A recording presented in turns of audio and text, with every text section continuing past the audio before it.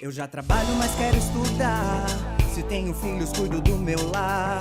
E estudar onde quiser, quando puder, no PC, tablet ou celular.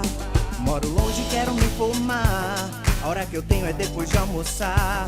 Praticidade tem o nome, polos em todo o país. Online posso me formar. EAD, Unicesumar tem qualidade de ensino pra você criar. EAD, Unicesumar, você escolhe a hora que quer estudar. EAD, Unicesumar em cada canto do Brasil, porque melhor não há. EAD, Unicesumar, do meu jeito, no meu tempo, em qualquer lugar.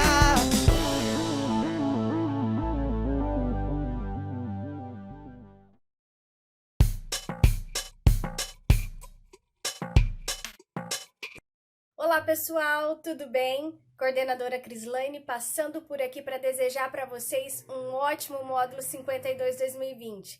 Aproveitem aí as nossas aulas, as nossas lives e não deixem de realizar todas as atividades, hein? Nossas 4 atividades de estudo e também a nossa atividade mapa. Fiquem aí atentos aos prazos. Beleza, pessoal? Sucesso para vocês! Forte abraço!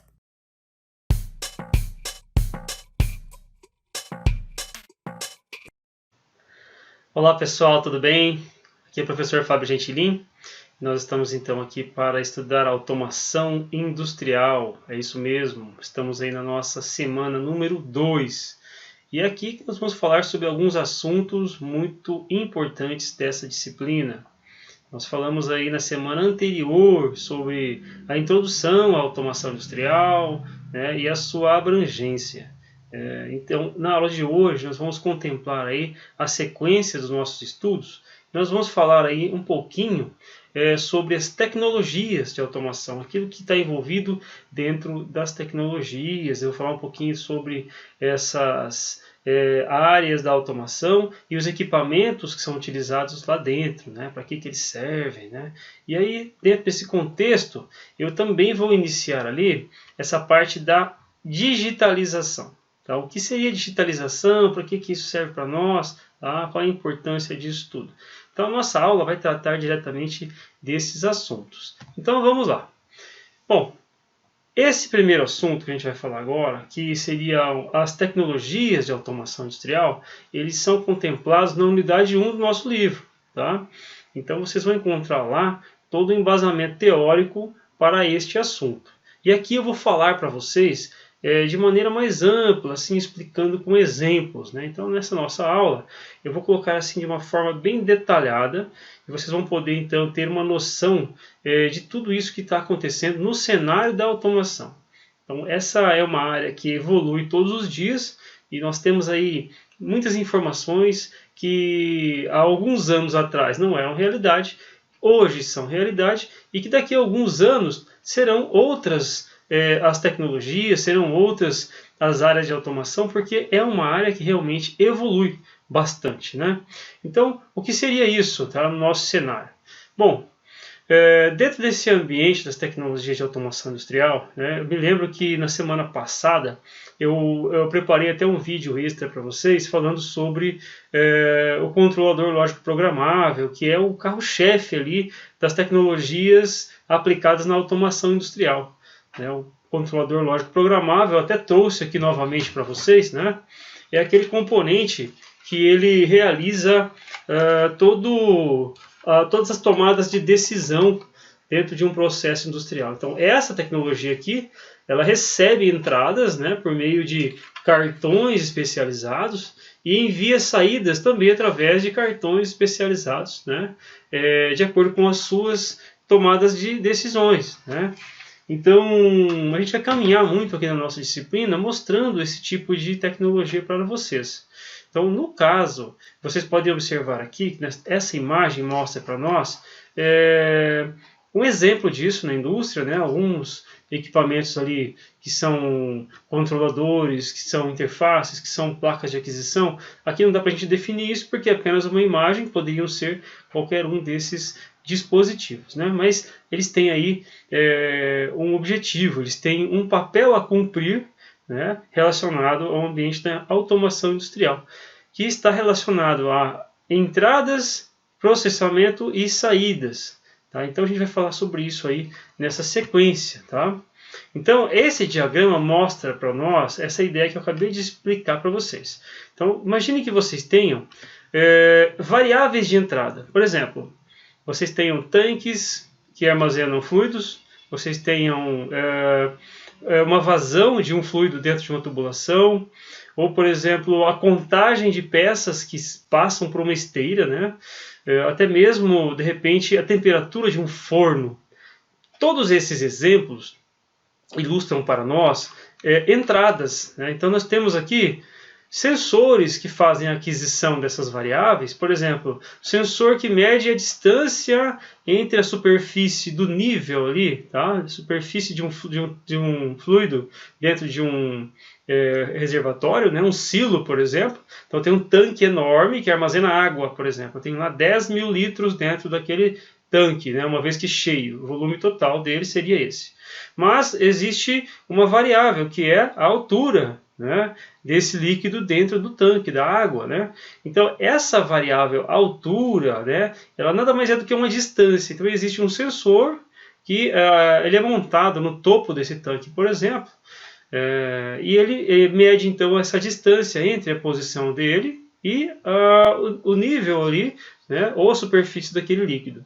Então essa informação para nós representa o nível, né? Então eu tenho um sensor para fazer essa medição. Por outro lado, também tem um sensor especializado para medir a vazão do vapor, por exemplo, no interior de uma tubulação, né? Poderia ser também a vazão de água, né? Aquela que abastece uma instalação, como a sua casa, por exemplo. Então, o elemento sensível que realiza a medição dessas variáveis são sensores, são dispositivos que oferecem dados de entrada, input, tá? Do inglês. Então, essas entradas, tá? Esses exemplos todos que eu dei, número de peças que estão passando, então a detecção da presença de uma peça. Então, na linha de fabricação de refrigerantes, por exemplo, as latinhas vão passando numa esteira e há um sensor posicionado para medir o número de latinhas que passou ali. Então, na verdade, o sensor não vai dar o número, ele vai detectar a presença dessa latinha. Então, uma vez que tem latinha na frente do sensor, ele emite um sinal. Um sinal que, uma vez que detectado, indica uma latinha. Quando o mesmo sinal se repete, significa outra latinha que passou, outro objeto que passou na frente desse sensor. Também vamos falar sobre sensores no momento oportuno dentro da nossa disciplina. Tá? E vocês podem perceber que existem sensores que têm um comportamento análogo à variável mensurada, e existem sensores que tem um comportamento abrupto, ou seja, tem sensor que tem que acompanhar o valor do nível que está variando de um máximo até um mínimo, ou então de uma temperatura, por exemplo, de um máximo até um mínimo. Esses sensores são análogos, o sinal de saída deles representa o mesmo comportamento que a variável mensurada apresenta, e por isso nós chamamos eles de sensores analógicos. O sinal de saída deles acompanha, né, é proporcional à variável mensurada, né, ou medida. E tem aqueles sensores que apenas detectam a presença ou a ausência de algo. Então, porta aberta ou porta fechada. Presença de objeto numa esteira, ausência de objeto numa esteira. Então, esses sensores que são abruptos, tá? Tem ou não tem, por exemplo, são sensores digitais, porque o sinal dele só tem dois níveis, ou tem ou não tem. Tá? E a gente vai falar sobre isso mais adiante na digitalização. Ok? Muito bem, falamos então sobre dispositivos de entrada, né? Esses todos que eu dei exemplo até agora são dispositivos que nos imputam dados, tá? São dados que representam algo do nosso processo industrial. Eu preciso capturar esses dados, ter acesso a esses dados, para que eu possa então tomar decisões. Por exemplo, quantos objetos que passaram por uma esteira? Eu preciso envasar fluido dentro de embalagens? Qual é o nível do tanque? Então, eu preciso ter acesso a esses dados por meio desses sensores. Né? E aí, quem toma decisões baseado nisso é a entidade de controle, que é o CLP, Controlador Lógico Programável. esse dispositivo é o computador do processo. Ele é feito para suportar ambientes agressivos da indústria e apresentam, por exemplo, variação de temperatura abrupta, ele tem compatibilidade eletromagnética, ele suporta aquele ambiente que tem a presença de muita distorção harmônica, ele não pode travar facilmente, tá? Então ele é muito robusto. O CLP ele é feito para aguentar o ambiente agressivo, né, lá da indústria.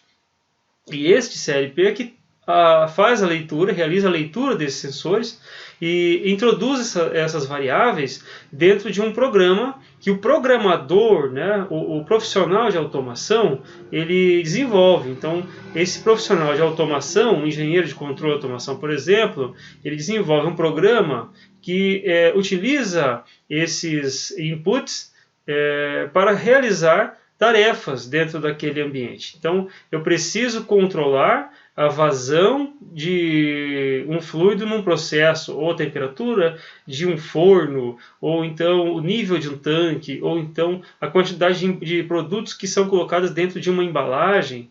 Então, todas essas variáveis de entrada vão realizar ali um papel de introduzir na entidade de controle todas as variáveis necessárias para ele tomar decisões. E a lógica por trás disso vem de um programa feito pelo usuário. Então esse programa não vem pronto. Não é como, por exemplo, você baixar da internet um programa e esse programa automatiza o processo. Não. Esse CLP ele vem em branco. Tá? Dentro dele só tem a memória do sistema, que é para ele ligar, fazer comunicação, né? Gerenciar os dispositivos de entrada e saída, mas a lógica do programa é você quem faz. Então você faz o programa que analisa os dados de entrada, toma decisões e atua nas saídas. E quem seriam as saídas? As saídas são aqueles dispositivos que você gostaria de ligar ou desligar. Controlar a velocidade, por exemplo, abrir ou fechar uma porta, acender ou apagar uma lâmpada, ligar ou desligar um motor, acionar uma esteira, por exemplo. Então tem muitas aplicações que podem ser exemplos aí de saídas, tá ok? Então nós temos dispositivos de entrada em automação industrial, dispositivos de controle e dispositivos de saída, que fique bem claro para todos. Tá? Esse diagrama aqui representa isso muito bem para nós, tá? Essa divisão entre dispositivo de entrada, dispositivo de controle e dispositivo de saída é o que define para nós essa tecnologia de automação industrial. Tá? E aí nós temos toda essa explicação que eu acabei de dar em exemplos aqui para vocês nesse PowerPoint, que vocês têm acessível aí no ambiente online, né?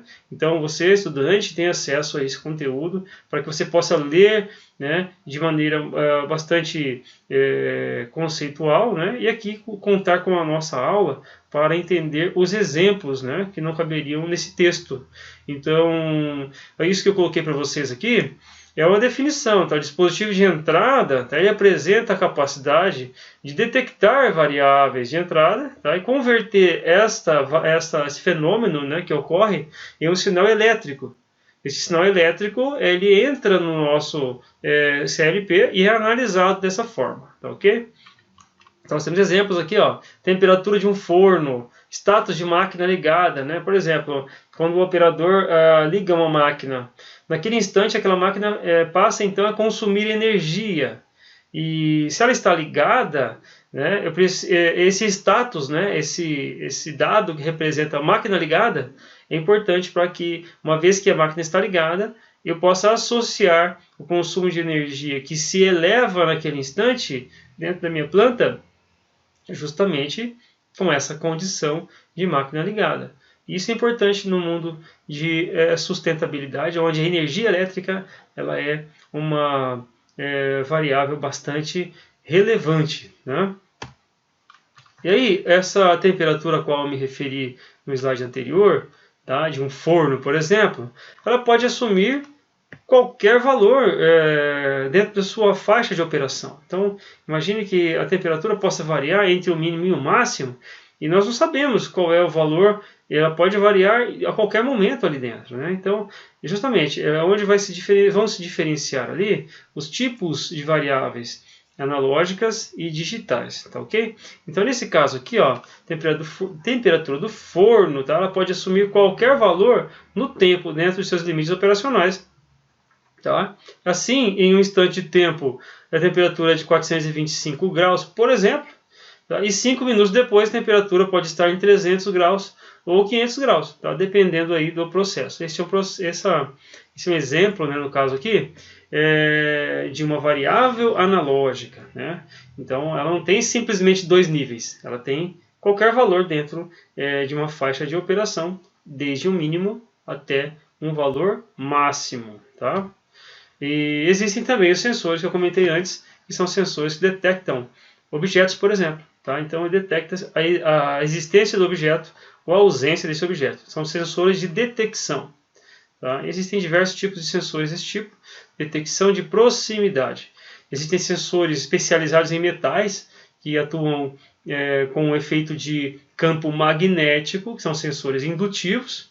Existem sensores que atuam com campo elétrico, que são sensores capacitivos. E existem sensores que atuam com ondas eletromagnéticas. Tá? A onda eletromagnética a qual eu me refiro é a luz. E aí são sensores fotoelétricos. Nós vamos falar sobre esses sensores aí num momento especial da nossa disciplina mais adiante. Vocês vão conferir isso daí com certeza, tá? Então vocês podem observar aqui nesse exemplo do sensor de proximidade, né? Ele apenas detecta dois estados, né? Ou ligado ou desligado. Ou tem objeto ou não tem objeto. Então esses dois níveis é que identificam para o CLP a presença de um objeto. Se o objeto está presente, então o nível lógico do sinal é alto ou o nível lógico é baixo. Isso é configurável. Uma vez que ocorre a transição entre o alto e o baixo, o CLP pode então contar quantas peças passaram por uma esteira, por exemplo. Tá? E aí a gente vai sempre trabalhar com desligado e ligado, tá, ok? Como sendo desligado 0 e ligado 1. Tá? Então, se o motor estiver ligado, o status dele é 1. Se o motor estiver desligado, o status dele é 0. Certo? É a nossa convenção. Bom, dispositivos de controle são os CLPs, como eu havia comentado com vocês. Ele tem esse aspecto físico, mas ele pode ser apenas um cartão pequenininho, depende do fabricante. Então, esse aqui é um dado fabricante que montou esse CLP. É um CLP de base compacta, né, porque ele já tem dentro dele vários recursos, como entradas e saídas, e também CPU, tá, todos embutidos aqui. Em alguns modelos tem até a fonte já aqui dentro. Então, é uma caixinha compacta para pequenas e médias automações. Tá? Esse é o dispositivo que pensa no processo, é o dispositivo que você programa, o seu programa fica gravado aí dentro, e ele interage com o ambiente externo através das ligações elétricas entre os sensores e os atuadores. Tá? Quando a gente fala de dispositivo de saída, eles também são conhecidos como atuadores. Tá? E aqui nesse dispositivo, isso aqui também é um CLP, tá? Aqui tem alguns cartões, tá? Isso aqui é um determinado modelo aí que existe. Esse dispositivo aqui, ele também, além de fazer o processamento dos dados todos, que é o CLP no caso, né? O dispositivo de controle, ele também ele tem uma inteligência toda para realizar isso. Então, os algoritmos de processamento, os microprocessadores que estão dentro desta CPU são de altíssimo desempenho. E eles realizam as tarefas de processamento de uma maneira muito eficiente. Eles têm uma responsabilidade muito grande. Porque imagine você que esse dispositivo está numa indústria cujo processo produtivo produz R$500 mil hora de produção. Por exemplo, uma usina de álcool. Então aqui na nossa região de Maringá, no Paraná, existem usinas de álcool que produzem nesse patamar. Então imagine você que existe um CLP capaz de controlar todo o processo e que aquele processo produz, então, R$500 mil por hora de produto final. Imagine se esse CLP, por sua vez, entra em colapso. Ele simplesmente para de funcionar e trava, assim como alguns dispositivos computacionais fazem, né? Imagine se ele travar. Se alguma pessoa, por exemplo, ligar um dispositivo próximo a ele e ele simplesmente parar de funcionar. O que vai acontecer com o processo? Vai ficar parado. E se ele ficar parado, até que haja a correção da falha, o prejuízo é muito grande. Então, o CLP precisa ter uma estrutura robusta, muito robusta, para suportar aí essas condições que a indústria impõe, ok? Então, é muito interessante falar sobre esses assuntos, porque remete a uma preocupação muito grande. Já ouvi falar de casos onde o CLP simplesmente queimou por conta de uma descarga eletrostática, né? Houve uma queda de um raio, por exemplo, na rede elétrica, e aquele dispositivo queimou, né? Simplesmente deixou de funcionar. E o processo ele ficou parado por um bom tempo, porque a empresa não tinha um sobressalente. Então, esse tipo de recurso que tem responsabilidades grandes, precisa ter itens de reposição sobressalentes já em hot standby. Hot standby, pessoal, é um termo utilizado quando eu tenho um dispositivo funcionando e outro dispositivo reserva aguardando para entrar em seu lugar. É igual um jogador reserva lá no jogo de futebol. Então, quando o jogador titular sofre algum tipo de queda ou, por exemplo, algum tipo de machucado, ele tem que sair do campo e entra outro em seu lugar, né? Por conta disso, existe também na automação um dispositivo reserva que opera em hot standby. Não precisa nem da intervenção humana em alguns casos, né? Alguns fabricantes mais sofisticados possuem a tecnologia de você introduzir os dois dispositivos, o titular e o reserva, no mesmo bastidor, na mesma plataforma, e quando o titular, por exemplo, por algum motivo deixa de funcionar, esse reserva fica monitorando o status dele. Se simplesmente o status indicar que ele travou, instantaneamente o reserva assume a posição do titular e o processo continua funcionando. Então, isso existe na automação e é muito bem sucedido em muitos casos aí que tem uma certa responsabilidade muito grande. Um único CLP não pode simplesmente controlar todo o processo unicamente em sua estrutura. Se ele falhar, ele pode perder todo o processo, tá? E aqui está então a definição, né? O CLP é o dispositivo ao qual eu me refiro, né? Aqui nesse slide está bem explicado para vocês, tá? Então, CLP recebe os sinais de entrada, processa através de um programa, tá? Que é uma sequência de instruções, tá? Que são programadas, e essas instruções que definem o que este CLP vai fazer, qual é a lógica dele. Aqui nesse caso, essa figura mostra para nós um rack, né, com vários cartões, onde esse operador está fazendo a inserção de um cartão de rede, tá? Porque o CLP ele tem os cartões de funções independentes aqui, ó. Aqui eu tenho, por exemplo, saídas digitais, tá? Vou falar sobre isso mais adiante para vocês. Eu tenho um cartão de rede, né? Ethernet, IP, eu tenho diversos cartões, ó, CPU, cartão de rede de novo. Então são muitos cartões, são muitas placas dedicadas que se comunicam, tá, através de um barramento de dados, e essa estrutura computacional produz dados para que os computadores então possam acessar esses dados, e vocês vão entender mais adiante o que significa isso. Eles vão converter esses dados em informações, ok? É muito importante isso daí, tá? Os dispositivos de saída são aqueles sobre os quais nós atuamos, né? Que o CLP envia sinais para eles, por exemplo, realizarem algum tipo de ação.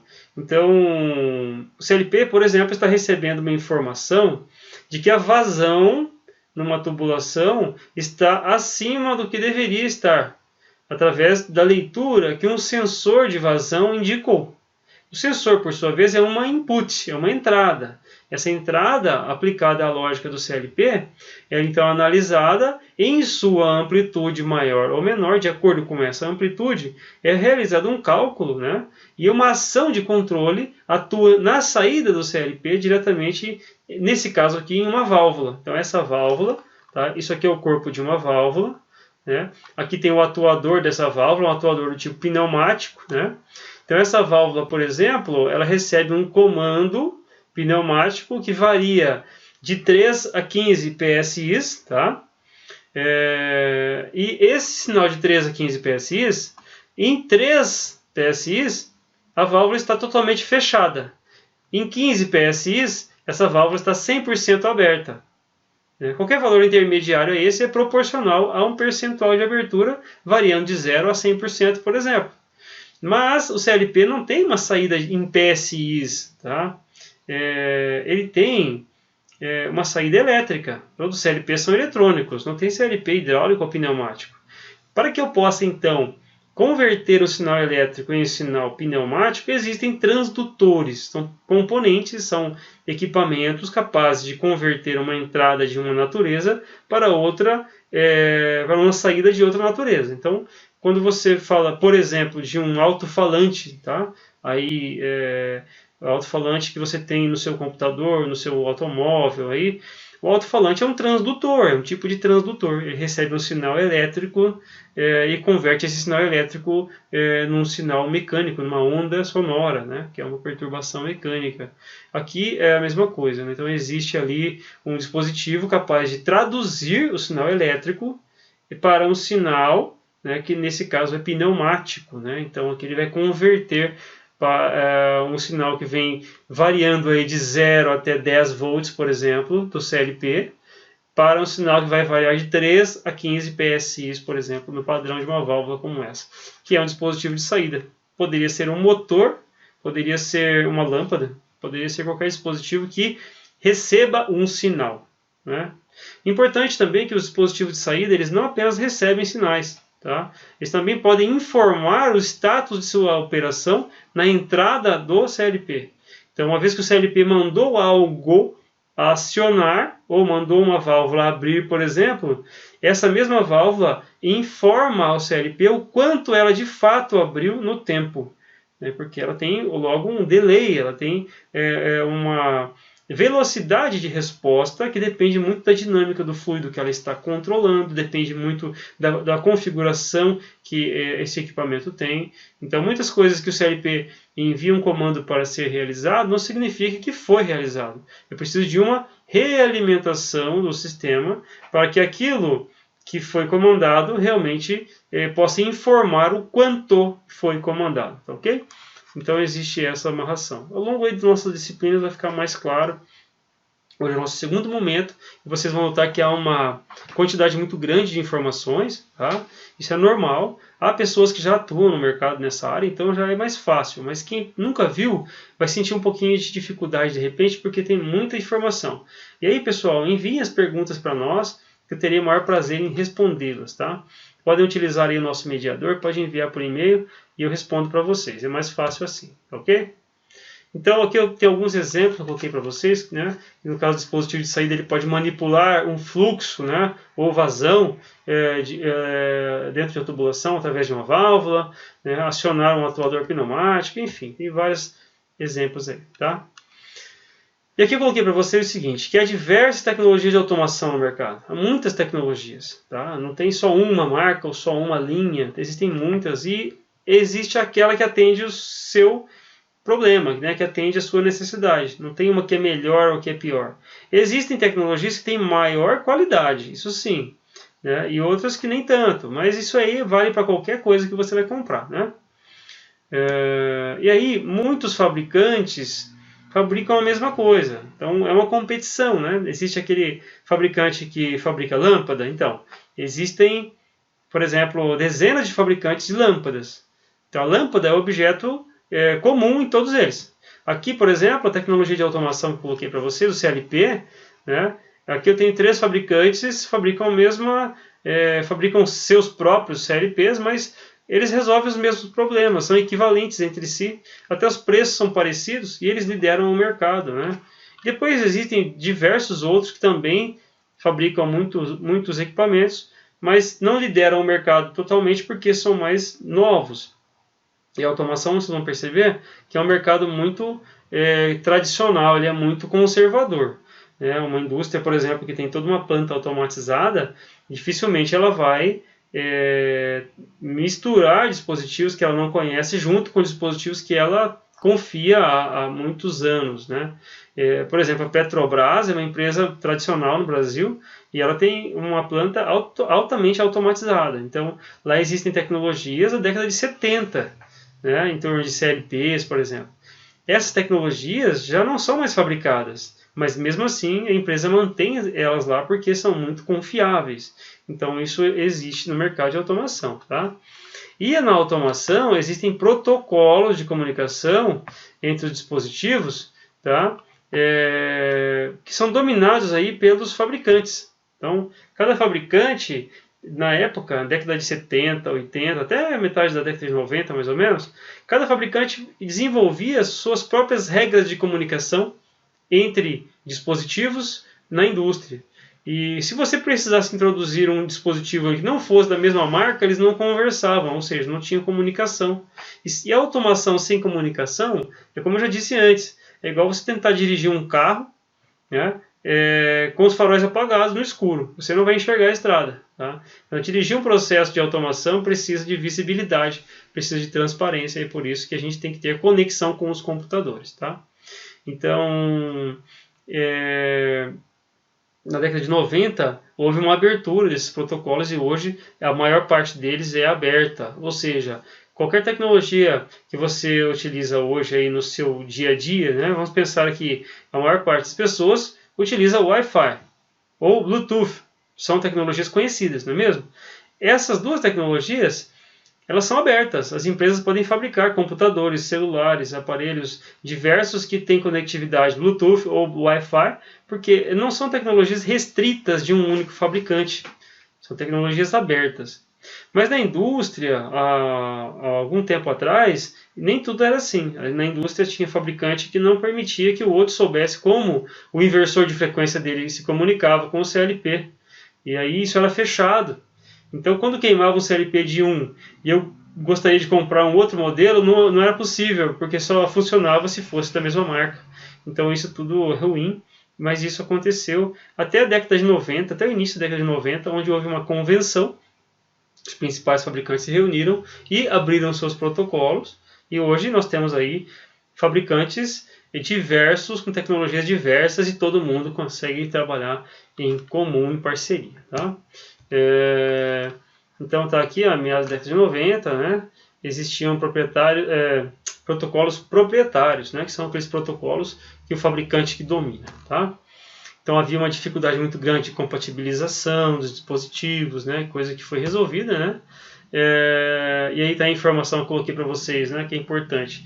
A automação ela é fiel, tá? O mercado de automação é fiel àqueles equipamentos que funcionam bem. Mas dificilmente eles vão querer trocar isso daí. Tá? E não é só o equipamento funcionar bem, o equipamento funcionar bem e o pós-venda também da empresa que instala também ter um bom atendimento. Tá? E com tudo isso não poderia ser barato. Tá? A tecnologia custa caro, tá, pessoal? Então não dá para a gente pensar que vai ter um super processador, vai ser muito resistente, vai controlar o processo é muito caro e o equipamento que vai fazer tudo isso aí vai ser de graça, né? Não vai acontecer. Esse milagre aí não tem, tá, pessoal? Então, na verdade, o que vai acontecer é que a automação, para ser bem feita, ela requer um certo investimento, tá? E também apresenta ali uma manutenção que precisa ser feita, né, temporariamente, periodicamente, né, por conta de sua complexidade, por pessoas altamente qualificadas, o que também não é barato. Né?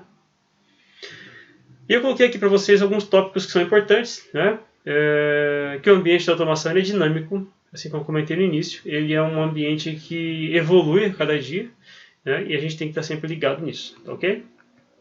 Nesse momento, pessoal, eu interrompo um pouquinho a fala da automação, propriamente dito, e vou introduzir aí a questão da digitalização. Esse é um ponto que vai ficar mais legal na nossa próxima aula. Aqui é só uma introdução. Na próxima aula vai ficar um pouco mais agitado e vocês vão questionar, tenho certeza, porque esse aqui é um assunto muito interessante. Tá? A digitalização é aquilo que permite que o mundo analógico no qual nós vivemos ele seja interpretado por computadores, que são todos digitais, tá? Então, como que isso funciona? Então, o termo digital, aí a definição que eu coloquei para vocês, né? Ele vem do latim, que significa dedo, tá? Digital significa dedo, então por isso que a gente tem lá aquela impressão digital, que na verdade é uma identificação única que cada pessoa tem e é utilizado inclusive para controle biométrico, né? Você tem smartphone lá que põe o dedo e ele liga a tela para você, caso contrário você não tem acesso. Então, é só para a gente fixar, tá? Então, digital vem daí. Então, esse conceito de digital, na verdade, para nós aqui vai ter um sentido um pouco mais abrupto, um pouco mais discreto, assim como o termo que eu estou utilizando aqui. Tá? E nós chamamos isso de, obviamente, discreto, porque ele só tem dois níveis. Tá? Ou ele está ligado, ou ele está desligado. Então, isso é ser discreto. Tá? Nesse caso aqui, para que vocês gravem essa situação. Né? Vocês já viram uma pessoa que é muito discreta, né? Ou ela está muito quieta de um lado ali, ou ela está conversando e de maneira bastante singular, tá?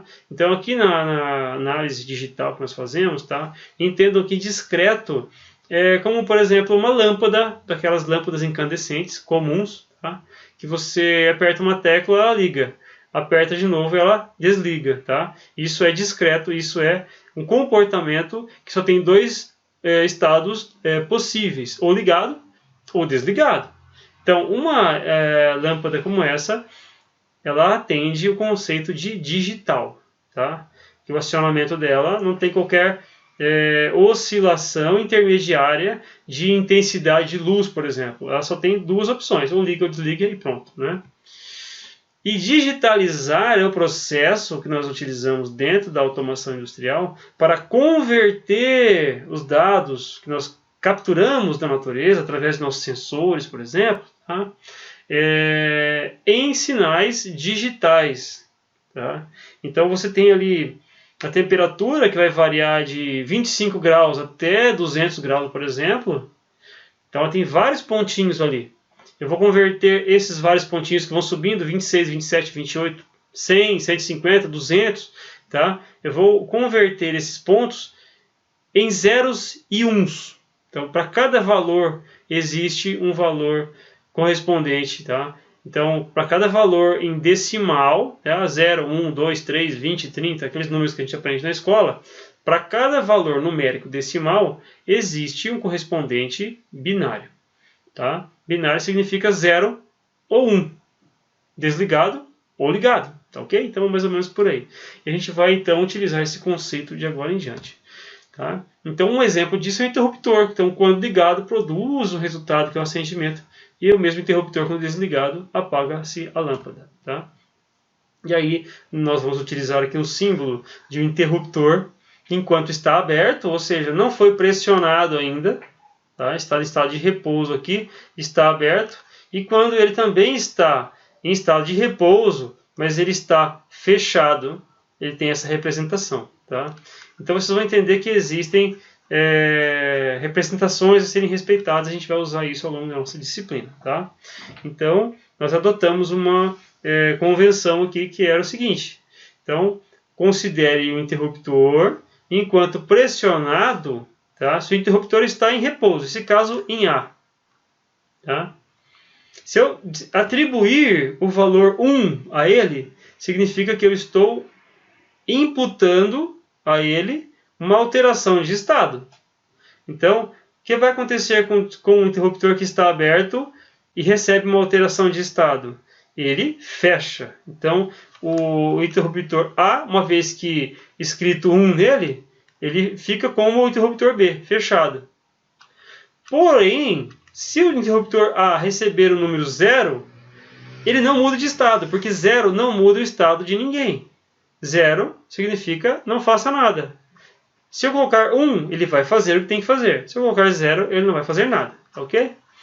E nós teremos ao longo do nosso estudo dispositivos como esse que já vem de fábrica aberto e dispositivos como esse que já vem de fábrica fechado.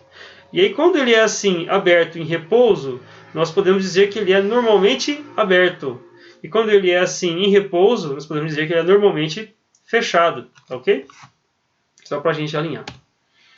Tá? Então aqui estamos fazendo uma análise, tá? Que nesse caso aqui, ó, em A o interruptor está aberto, tá? Em repouso sem pressionar. Nesse caso ele está recebendo 0, por exemplo. Tá? Em B, houve uma ação externa que alterou, tá? Para pressionado. Então, como eu disse antes, estava aberto, escrevemos 1 nele, ele passa a fechar. Ok? E aí, nós temos um padrão de sempre associar zeros e uns às grandezas naturais. Tá? Então, nesse caso aqui, estou convertendo, estou então digitalizando sinais que não são digitais em sinais que são digitais. Tá? Então, você pressiona uma tecla de 0 para 1, de 1 para 0, tá? Ou você converte uma temperatura de uma faixa de operação para zeros e uns. Tá? Então, aqui tem alguns motivos pelos quais nós realizamos a digitalização. Tá? Realizamos a digitalização porque há uma interpretação lógica muito mais facilitada por conta disso. Tá? E os computadores, né, os processadores, são todos digitais e precisam então trabalhar com dados nesse formato. Tá? Então aqui um exemplo do circuito com uma fonte de alimentação, uma chave e uma lâmpada. Né? Essa fonte aqui vai alimentar a lâmpada quando a chave sair de aberto para fechado. Então de A para B a lâmpada acendeu. Né? Então, nesse caso aqui, o interruptor, no caso da chave, tá? A fonte de tensão, uma pilha, por exemplo, a lâmpada como saída. Né? Então, nós temos aqui a chave aberta, a lâmpada apagada, a chave fechada, a lâmpada acesa. Né? Veja que isso, digitalizando, né? Falando em língua digital, né? Se eu escrever 0 na nossa chave, a lâmpada continua apagada. Se eu escrever 1 na chave, a lâmpada passa para 1 também, e ela fica acesa. Tá? Então, é assim que a gente vai tratar os processos, tá? Tratando as sentenças de tem, não tem, ligado e desligado, como sendo 1 e 0, ou 0 e 1. Tá? E aqui nesse caso, é feita uma análise. Olha só, a entidade de entrada sempre aqui à esquerda, a entidade de saída sempre à direita. Então, nós temos aqui a chave em 0, significa que a lâmpada está desligada. E quando eu introduzo 1 nessa chave, ela muda de estado. Veja que ela era aberta em 0, mas quando eu introduzo 1, ela vai para o fechado. Estando fechada, então, conduz corrente, tá? E a lâmpada passa a ser ligada. Ok? E isso daqui, ó, para uma combinação de entrada a um resultado de saída, nós temos então essas possibilidades, tá? Que se eu colocar 0 na chave, a lâmpada desligada; se eu colocar 1 na chave, a lâmpada está ligada. Tá? São essas duas possibilidades que ele tem. E seria isso para a nossa aula, nossa segunda aula de automação industrial. Eu vou trazer mais informações para vocês com exemplos muito interessantes na nossa live. Não deixem de acompanhar a nossa live. E eu conto com vocês aí também para as dúvidas que vocês possam ter. Eu espero vocês na nossa segunda-feira, na nossa live. Até lá, pessoal. Um grande abraço. EAD, o Unicentro, do meu jeito.